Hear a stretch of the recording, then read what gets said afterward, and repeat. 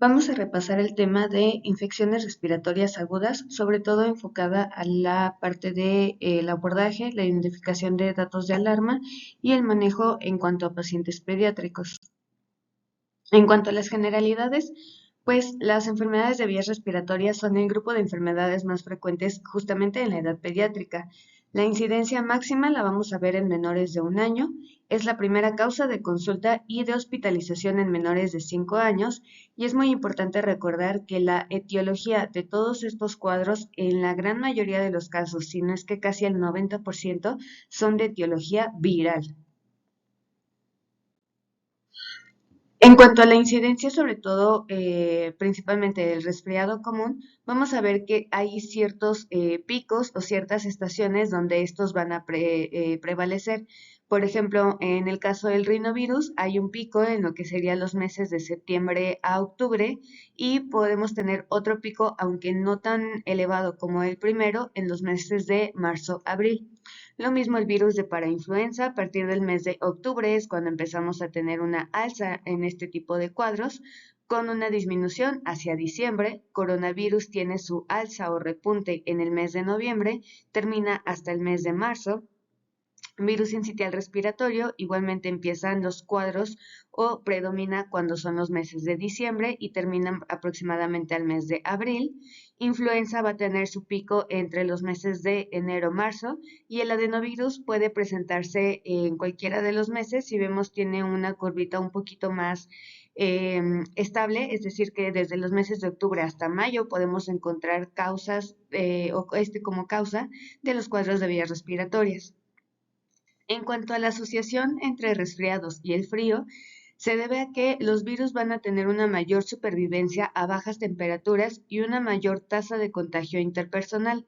Esto porque, bueno, cuando hay un clima frío o temporada de frío, se aumenta el tiempo de cohabitación entre varios individuos en espacios cerrados para evitar la exposición a este cambio o este clima frío y por lo tanto vamos a estar más tiempo o en más contacto con personas que pudieran estar enfermas. Es muy importante recordar que siempre o casi siempre todos estos cuadros van a ser leves en todos los pacientes inmunocompetentes. Prácticamente todos los cuadros, principalmente en el resfriado común, en la rinitis, en las faringoamigdalitis, son benignas y autolimitadas. Es decir, que independientemente de que yo le dé un manejo o no a los cuadros que se presentan, no vamos a tener como gran complicación, ya que estos tienen una duración prácticamente predeterminada. Solamente el 5% de los casos van a estar en vías respiratorias inferiores y de estos tenemos como ejemplos la bronquiolitis, bronconeumonías y neumonías. Estadísticamente, sobre todo en Estados Unidos, se hospitalizan 400,000 niños al año por infecciones virales. Y de estos, el más común o la etiología que casi siempre se va a determinar es por un virus sincitial respiratorio. En cuanto a las infecciones respiratorias de vías altas, vamos a ver, en primer lugar, pues el resfriado común. Un cuadro caracterizado por rinorrea, tos, característicamente no vamos a tener sibilancias, no hay disnea, no hay crepitantes y puede o no haber presencia de fiebre. La etiología, en primer lugar, va a ser el rinovirus. Va a causar un 50 a 80% de los casos de resfriado común.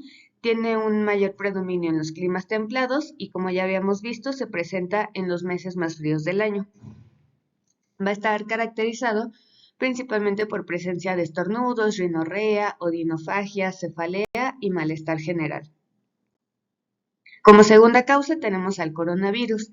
Este va a ocupar el otro 15 a 20% de lo que nos había sobrado de la etiología del rinovirus y ahorita post pandemia tenemos que considerar o tenemos que tener en cuenta que ya está siendo muy prevalente, sobre todo en la edad pediátrica, las infecciones por SARS-CoV-2.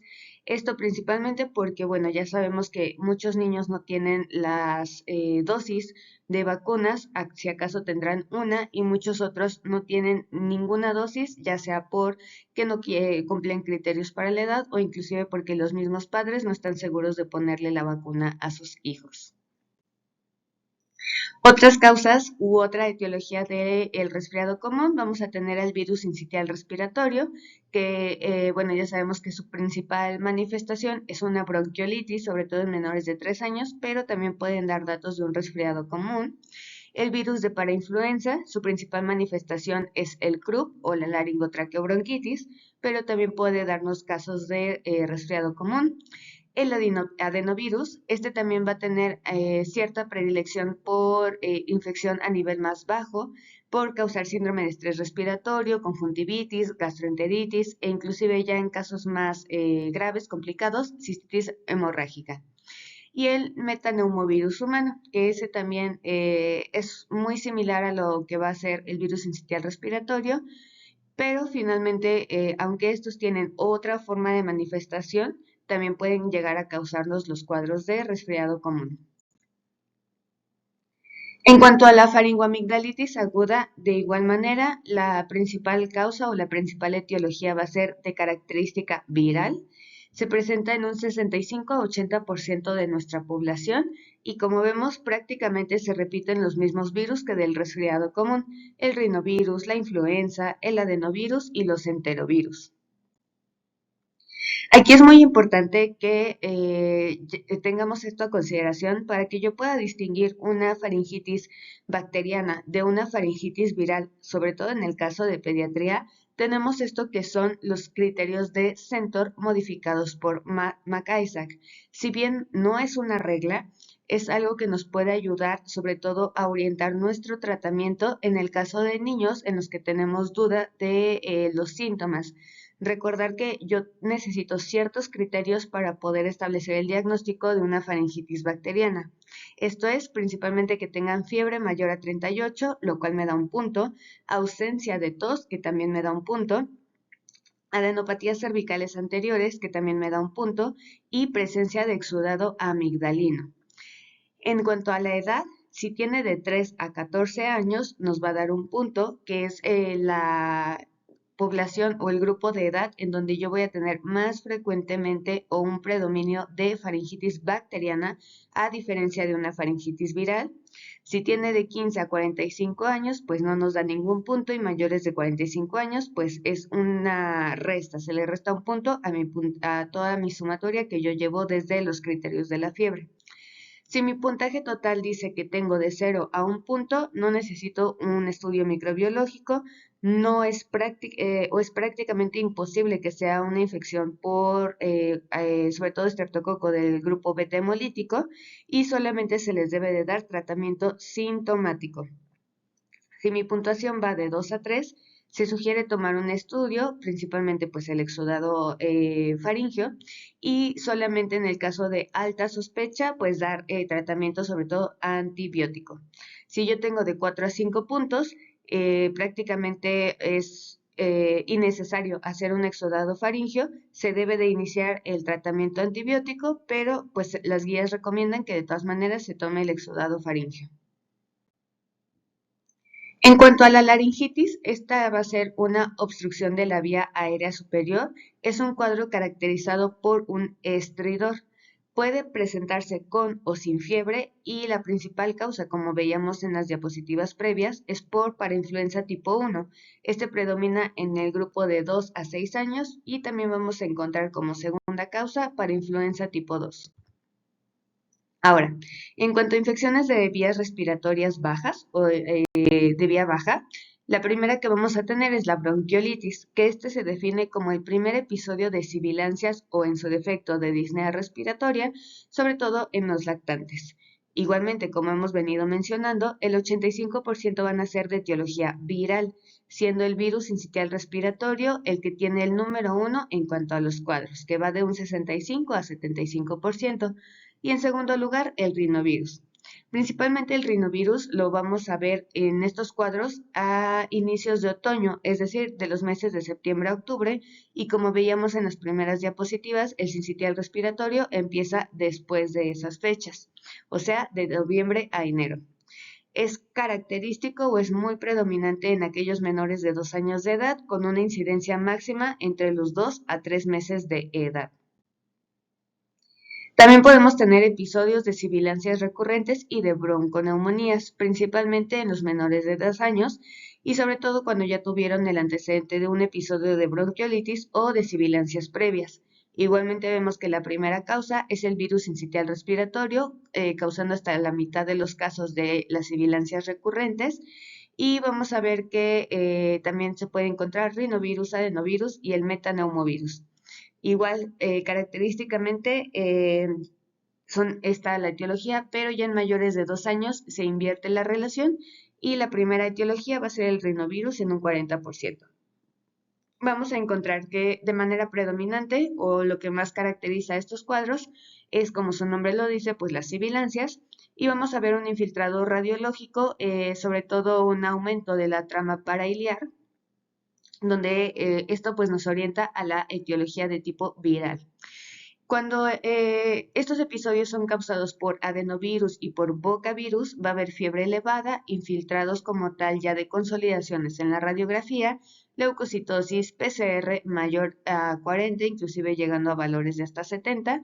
Y aquí es muy importante que nosotros tengamos a consideración de que, aunque sobre todo por la PCR y la leucocitosis nos pudieran orientar a una etiología bacteriana, la verdad es que estos dos virus pueden causarnos todas esas manifestaciones y nosotros nos confundiríamos en cuanto a la etiología. Y finalmente las neumonías. Principalmente las vamos a ver en menores de 5 años, sobre todo en Estados Unidos, que es donde hay más publicaciones. El agente etiológico en el 81% de los casos sí se llega a descubrir, y de estos los virus, como siempre lo hemos venido viendo, pues son los que más causan estos cuadros, hasta en un 66%. En segundo lugar, las bacterias, y en tercer lugar, pues tenemos ya una neumonía de origen viral que se sobreinfectó o que se complicó con una neumonía bacteriana. En cuanto a la etiología, los que más se identifican, como veíamos, virus sincitial respiratorio, adenovirus y metaneumovirus.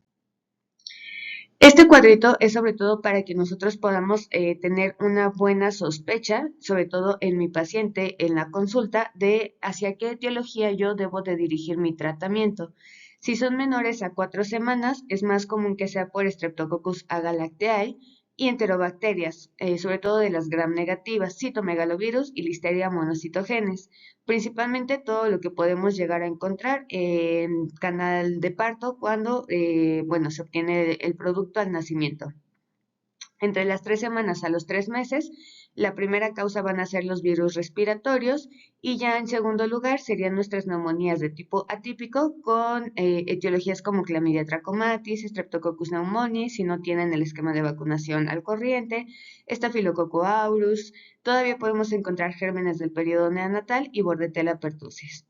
En el grupo de 4 meses a 4 años predominan nuevamente los virus respiratorios. En segundo lugar, Streptococcus pneumoniae cuando no tengo un esquema de vacunación, Streptococcus pyogenes, Mycoplasma pneumoniae, Staph aureus, Mycobacterium tuberculosis, Haemophilus influenzae. En el grupo de 5 años a 15 años, aquí vamos a tener un mayor predominio de las neumonías atípicas, principalmente causados por Mycoplasma pneumoniae, Streptococcus pneumoniae, y en tercer lugar, aquí vemos hasta los virus respiratorios. Es muy importante ahorita que tengamos a consideración las neumonías por SARS-CoV-2, porque desde el que empezó toda esta parte de la pandemia, pues sí ha sido una gran causante de los cuadros y sobre todo de los pacientes que se llegan a hospitalizar. Principalmente lo que vamos a ver característico en estos niños es que afecta a los niños mayores, tienen menor frecuencia de presentación de sibilancias. Característicamente, o lo que más nos orienta hacia esta etiología, es que en una biometría hemática nosotros veamos datos de linfopenia y trombocitopenia. En cuanto al cuadro clínico, a grandes rasgos lo vamos a ir revisando. El resfriado común, pues ya habíamos visto que estornudos, congestión nasal, cefalea, odinofagia, tos, escalofríos, disminución del apetito. La faringoamigdalitis se agrega o puede presentar solamente disfonía, odinofagia, tos, bronquiolitis, que ya vemos que lo característico es que tengan las sibilancias, más puede tener los datos de una rinofaringitis. La neumonía, que lo característico es que veamos una taquipnea con fiebre y cambios en la radiografía. Y un cuadro de Krupp o de laringotraqueitis, vamos a ver una inflamación, obstrucción de la laringe, una disfonía ronquera, la tos de perro, que es muy característico, estridor y pueden o no tener datos de dificultad para respirar. En cuanto al tratamiento, a grandes rasgos, pues aquí lo que se maneja es algo sintomático, porque como ya vimos que gran parte de estos cuadros tienen una etiología viral, pues el tratamiento antibiótico no está justificado. Y esto se está haciendo mucho énfasis porque, bueno, ya sabemos que ahorita toda la parte del uso de los antibióticos está enfocado a que no se creen más bacterias multiresistentes a los antibióticos, porque, bueno, se prevé que para el año 2050 esa va a ser la primera causa de muertes a nivel mundial y la infección es por bacterias que son multiresistentes a los antibióticos. Incluso se recomienda por la FDA y lo que manejan es que el mejor tratamiento es la no prescripción de fármacos. Desde el 2007 la FDA maneja alertas contra medicamentos que contengan antitusivos, descongestionantes o antihistamínicos en menores de 2 años. Y el año siguiente, en el 2008, de hecho lo amplió hasta los 6 años. Esto es porque no se tienen la suficiente cantidad de estudios ni hay como tal pues una buena sustentabilidad para nosotros poder indicar esos medicamentos en este grupo etario, ya que no conocemos a ciencia cierta pues cuáles son el riesgo-beneficio, efectos adversos, etcétera, de utilizar estos medicamentos. En esta tablita pues vamos a ver que lo dividimos en cuanto a las familias de los medicamentos, los analgésicos, antitérmicos y antiinflamatorios, principalmente paracetamol e ibuprofeno, que nos van a ayudar para la fiebre y el malestar general. Los descongestivos, lo que veíamos, no hay evidencia científica, sin embargo, los podemos llegar a utilizar, aunque se desaconsejan que sean tratamientos prolongados, máximo 5 días, porque van a tener un efecto de rebote. Los descongestivos orales, que son la pseudoefedrina y la fenilefrina, no hay como tal dosis aprobadas en menores de 2 años de edad. Antihistamínicos solos que van a disminuir la rinorrea, el estornudo en los primeros 2 días, pero pues el efecto es transitorio, posteriormente no nos sirve de nada. Los antihistamínicos o los descongestivos orales pueden tener un cierto beneficio, pero tienen mayor cantidad de efectos secundarios, por lo tanto, pues no se recomiendan. Antitusígenos prohibidos en menores de 6 años de edad. Esto incluye Ambroxol, bueno, todo lo que nosotros estamos acostumbrados o que los papás están muy acostumbrados a dar, ya que no hay estudios en donde se demuestre su eficacia y principalmente vamos a tener más complicaciones por el uso de estos medicamentos.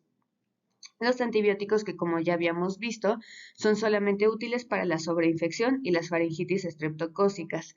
Vitamina C, no hay estudios o no hay evidencia que soporte el uso de este tipo de suplementos. Los mucolíticos, también se les indica a los papás que no. Cuando tienen mucha tos, ahorita lo vamos a ver, el único mucolítico que sí nos sirve, pues es el agua, mantener bien hidratados a nuestros niños.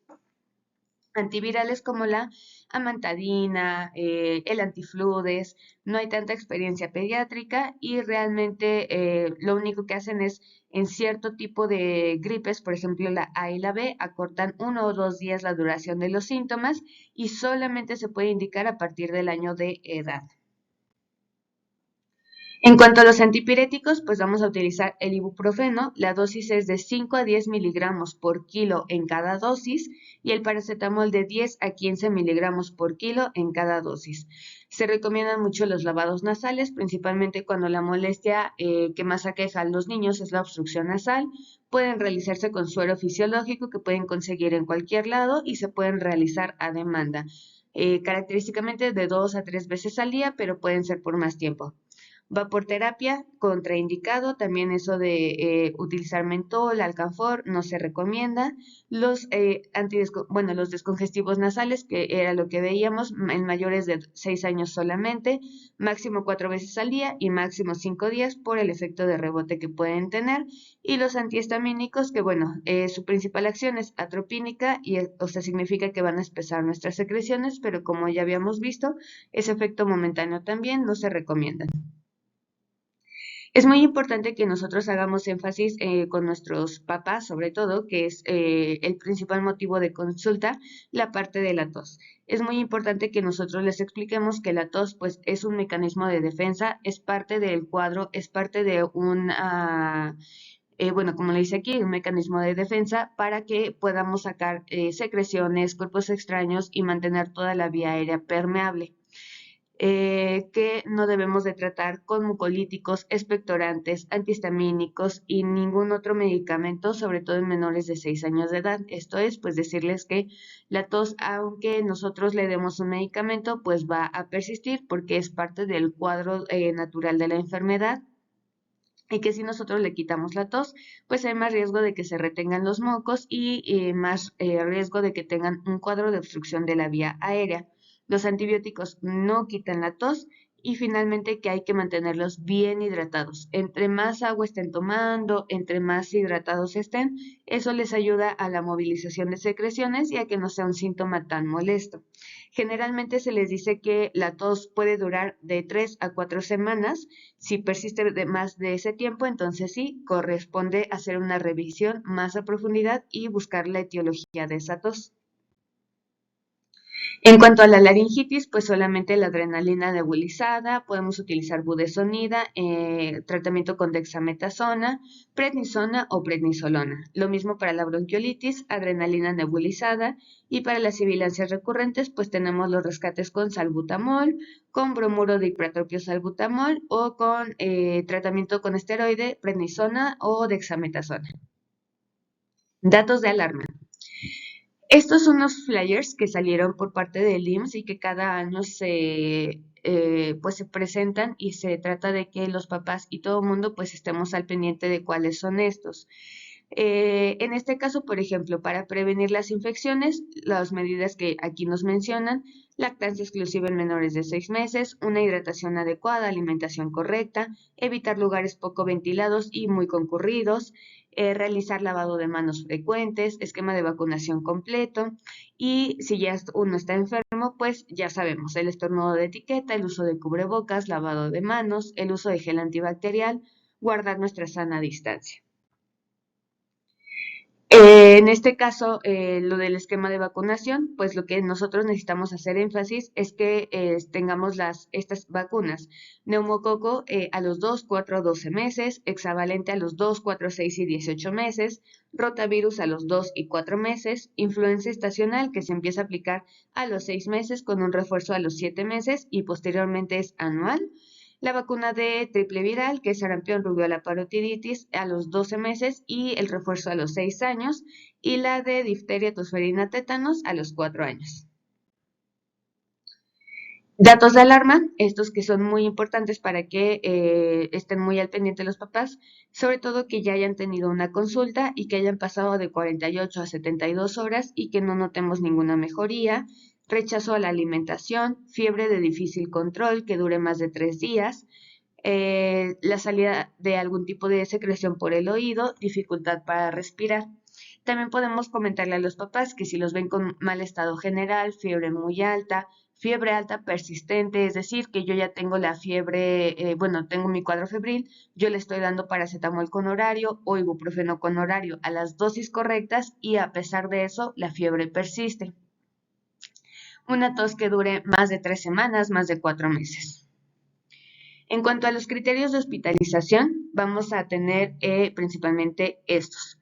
Si yo veo que el niño tiene dificultad respiratoria, moderada grave, es decir, que incluya tiraje, quejido, cianosis, si vemos que tiene insuficiencia respiratoria o hipoxemia, traducido en una saturación de oxígeno menor al 90%, falta de respuesta a tratamiento antibiótico en aquellos que lo requirieron en 48 a 72 horas de que yo lo inicié, si tienen deterioro neurológico, presentan crisis epilépticas, algún tipo de descompensación hemodinámica, principalmente, por ejemplo, en pacientes cardiópatas, rechazo o imposibilidad para la alimentación y factor de riesgo para una infección respiratoria grave.